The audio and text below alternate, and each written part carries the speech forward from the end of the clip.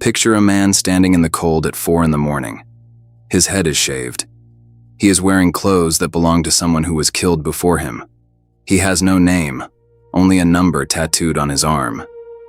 Everyone he loved is gone. Everything he built over a lifetime has been reduced to ash and bureaucratic indifference.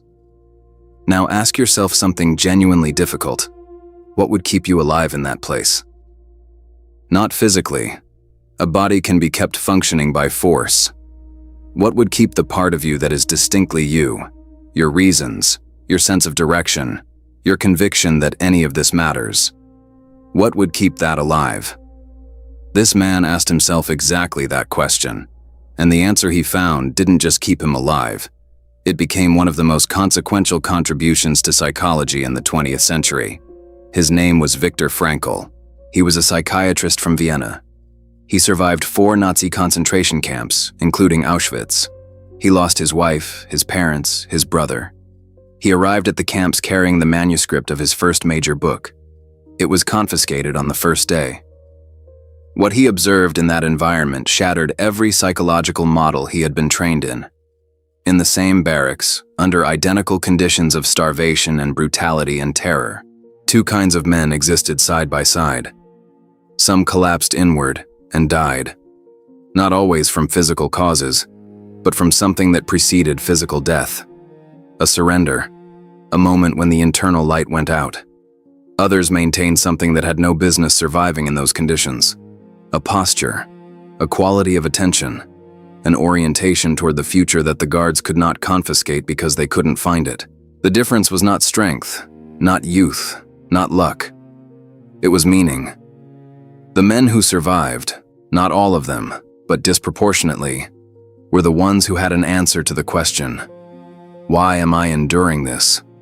A person to return to, a work to complete, a testimony to give, something that required their specific existence to be fulfilled. Frankl called this the will to meaning, and he would spend the rest of his long life, he died in 1997, at 92, building the psychological and philosophical architecture around what he witnessed in those camps. What he built turned out to be something none of us can afford to ignore. Before we go further into Frankl's framework, we need to sit with the concept at the center of it, the one that gets the least attention in popular accounts of his work, and that connects most directly to everything this series has been building. Frankl called it the unconscious God, not a metaphor, a clinical observation. In decades of working with patients, including many who were committed atheists, who found the word God actively offensive, Frankl noticed something consistent. Every human being, without exception, operates from a center of values they treat as non-negotiable. Things they will not compromise regardless of consequences. Things they would suffer for, sacrifice for, organize their entire existence around. Call it what you want: dignity, love, justice, truth, the well-being of a child, the integrity of a piece of work. Whatever name it carries, it functions in the psyche exactly the way the sacred functions in religious life. It is what you kneel before, even if you never bend your knees in a church. It is what you would die for, even if you don't believe in anything beyond this world. Frankl's argument was simple and devastating. You cannot live a human life without something that operates as God, regardless of whether you use that word or actively reject it. The only question is whether you have examined what your particular God actually is, or whether it is running your life from below the surface of your awareness, unnamed and unquestioned. Now bring Spinoza into this. Spinoza argued that God is not an entity standing outside reality, issuing instructions. God is the substance of reality itself, the organizing principle running through everything that exists, including every human mind. If that is true, then the values at the center of a person's life are not arbitrary preferences or cultural accidents. They are the voice of infinite substance, expressing its logic through a particular mode of existence. The meaning you find in your life is not something you invented. It is something nature is doing through you. That reframe changes the weight of the whole question. You are not a small ego trying to construct significance in an indifferent universe. You are the universe generating meaning through the instrument of your particular consciousness. That is not consolation. That is ontology. Frankl's psychology was built in direct conversation with the two giants who preceded him, and in deliberate disagreement with both. Freud said the engine of human behavior is the drive toward pleasure. We move toward what feels good and away from what hurts. Everything else is a story we tell on top of that biological fact. Nietzsche, whose work we explored earlier in this series, said the fundamental drive is the will to power, not domination over others, but the impulse of life to expand, to surpass itself, to become more than it currently is. Frankl looked at both frameworks and said, "These are real, but they are secondary. When pleasure is available, we pursue it. When power is possible, we reach for it. But take both away, strip a person of every comfort, every status, every physical freedom, and something else emerges that neither Freud nor Nietzsche fully accounted for. The need for a reason. Not a reason to be comfortable, not a reason to be powerful. A reason to exist at all. A reason specific enough that your existence, not someone else's, yours, is the only thing that can fulfill it." Frankl called this the will to meaning, and he demonstrated it not in a laboratory, but in a charnel house, where every variable except meaning had been eliminated by force. Spinoza had mapped the philosophical foundation beneath this without knowing it. His concept of conatus, the drive of every existing thing to persevere in its own being, is usually understood as a biological impulse, but Frankl revealed its specifically human dimension. For a human being, persevering in one's being is not merely staying alive, it is staying coherent. Maintaining the thread of purpose that makes one moment of existence connect to the next. Without that thread, the body can continue. The person dissolves. This is why Frankl could write, and mean it precisely, not poetically, that those who have a why to live can endure almost any how. The how is circumstances. The why is conatus expressed at the level of meaning. You may be sitting with a reasonable objection at this point. Meaning sounds important in extremity, in concentration camps, in terminal illness, in the kind of suffering that strips everything else away. But most of us are not in extremity. Most of us are living ordinary lives with ordinary problems. What does the search for meaning look like on a Tuesday afternoon when nothing catastrophic is happening, but something feels quietly, persistently hollow? Frankl had a clinical name for that hollowness. He called it the existential vacuum. You know the feeling without needing a clinical name for it. It arrives on Sunday evenings for no apparent reason. It surfaces mid-scroll through a feed of content you chose but don't want. It shows up in the middle of a life that looks, from the outside, completely fine, and sits there asking a question you can't quite formulate. Frankl observed that when meaning is absent, human beings fill the space with substitutes: compulsive pleasure-seeking, status accumulation, relentless busyness engineered to prevent stillness. Not because these things are evil, but because an empty interior creates a pressure that demands to be relieved by something. And these are the most readily available somethings the modern world offers. The remedy is not more discipline or more ambition. It is a different question entirely. Frankl identified 3 pathways through which meaning becomes available to any human being in any circumstances. The first is creative. What you bring into existence, the work you do, the problems you solve, the things you make or build or repair or teach, the contribution that requires your specific capacities to exist. The second is experiential, what you receive from existence, love, beauty, the quality of attention you bring to another person, the moment of genuine contact with music or nature, or a piece of writing that makes you feel recognized by a stranger across centuries. The third, and this is the one that operates in conditions where the first 2 have been taken away, is attitudinal. The freedom to choose how you orient yourself toward unavoidable suffering, not the freedom to escape it. The freedom to decide what it means, to determine whether pain is merely happening to you or whether you are doing something with it. Spinoza articulated the mechanism beneath this third pathway with characteristic precision. An emotion ceases to be a passive force the moment you form a clear and distinct idea of it. The suffering doesn't change. Your relationship to it does, and that relationship is the one thing that was always yours to determine. These three pathways are not sequential. They are simultaneous. On any given day, all three are accessible, even when it doesn't feel that way.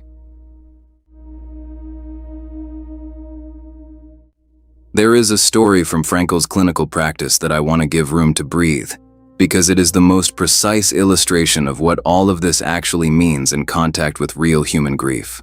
An elderly man came to see Frankl some years after losing his wife. They had been together for decades. Her absence had become the organizing fact of his existence, not a wound that was healing, but one that was widening. He could not locate a reason to continue. Frankl did not offer comfort. He did not suggest techniques or reframe the man's thinking, or provide the vocabulary of stages in healing. He asked one question: what would have happened if you had died first? The man went still, then said, "She would have suffered terribly. She could not have borne it." Frankl let the silence do its work before responding. Your suffering spared her from that suffering. At the cost of your own pain, you protected her from the worst thing that could have happened to her. The man's grief did not disappear. That is not what happened. What happened was that the same grief, carrying the same weight, was suddenly oriented differently. It was no longer proof that his life had ended. It was the ongoing expression of the love that had defined his life. He was still doing something for her. The suffering was not meaningless residue. It was the form that love takes when its object is no longer physically present. This is what Frankl meant by attitudinal meaning, not the elimination of pain, the transformation of its direction. And this is pure Spinoza, not as metaphor, but as mechanism. The passive passion becomes an active force the moment it is understood clearly. The man did not gain new information. He gained a new relationship to information he already possessed. That shift, from passive to active, from being carried by grief to carrying it with purpose, is exactly the movement Spinoza described as the path from bondage to freedom. It costs nothing to understand this intellectually. It costs everything to apply it to the actual weight you are carrying. But Frankl's point, demonstrated in conditions far more extreme than most of us will ever face, is that the capacity for that shift is not reserved for exceptional people. It is a structural feature of human consciousness. It is available to you, not because you are strong enough, because you are the kind of being for whom meaning is not optional equipment. There is a question that runs through the entire architecture of logotherapy, the school of psychology Frankl built from his experience, that inverts the way most of us approach our own existence. The usual question is, what do I want from life? Frankl considered this the wrong starting point. Not because desires are unimportant, but because centering the question on the ego places the burden of meaning generation on the part of us least equipped to carry it. The ego is too small, too frightened, too concerned with its own continuity to generate the kind of meaning that can withstand genuine adversity. The question that opens something larger is different. What is life asking of me? Not what do I want? What does this situation, this relationship, this capacity I happen to have, this moment I find myself in, what does it require from me specifically? That inversion moves you from the position of a consumer of existence to a participant in something that exceeds you. And that shift, from consumer to participant, is where Spinoza's entire ethics becomes practical rather than theoretical. If we are modes of a single substance, if the meaning we generate is nature expressing its logic through us, then the question of what life asks of you is not a burden. It is the most direct access point to what Spinoza called sub specie eternitatis, the view from the whole. The perspective in which your particular existence is not accidental noise in an indifferent cosmos, but a necessary note in a composition that requires every note to be fully itself. Frankl proved this in the darkest laboratory in human history, not as theory, as survival. So before this video ends, sit with one question and resist the impulse to answer it quickly, because a fast answer is almost always the ego defending its current story. Not, what do you want from your life? But, what is your life asking of you, right now, today, given exactly who you are and what you are carrying, that only you are positioned to give? Leave your answer in the comments, not the polished version, the true one. We have traveled in this series from the structure of the cosmos, to the depths of the mind, to the daily practice of living without being destroyed by circumstance. And now to this, the irreducible question of meaning in the face of suffering. There is one final frontier that none of these thinkers could have anticipated. Not because they lacked the intelligence to reach it, but because the instruments didn't exist yet. For centuries, the experiences we've been exploring in this series, Spinoza's joy, Jung's individuation, Frankl's will to meaning, lived exclusively in the territory of philosophy and psychology. You could describe them, you could argue for them, but you couldn't point to them. You couldn't say, here, in this specific structure, in this measurable pattern of activity, this is what transcendence looks like from the inside. Now you can. Neuroscience has spent the last 3 decades mapping what happens in the brain during experiences that previous centuries could only call divine. And what it found was not what the materialists predicted, and not what the mystics expected either. It found something stranger, something that makes Spinoza look less like a 17th century philosopher and more like someone who is describing, in the only language available to him, a biological reality that would take 300 years to measure. What is the neurological signature of joy? Not pleasure, not relief, but the specific kind of expansive, clear-eyed joy that Spinoza considered the highest human experience. What lights up in the brain of someone who has found what Frankl called meaning? And what does any of that tell us about the nature of the God that this entire series has been circling? The next video answers those questions, and the answers are going to reframe everything we've covered so far. Spinoza's brain, what neuroscience reveals about the joy of God.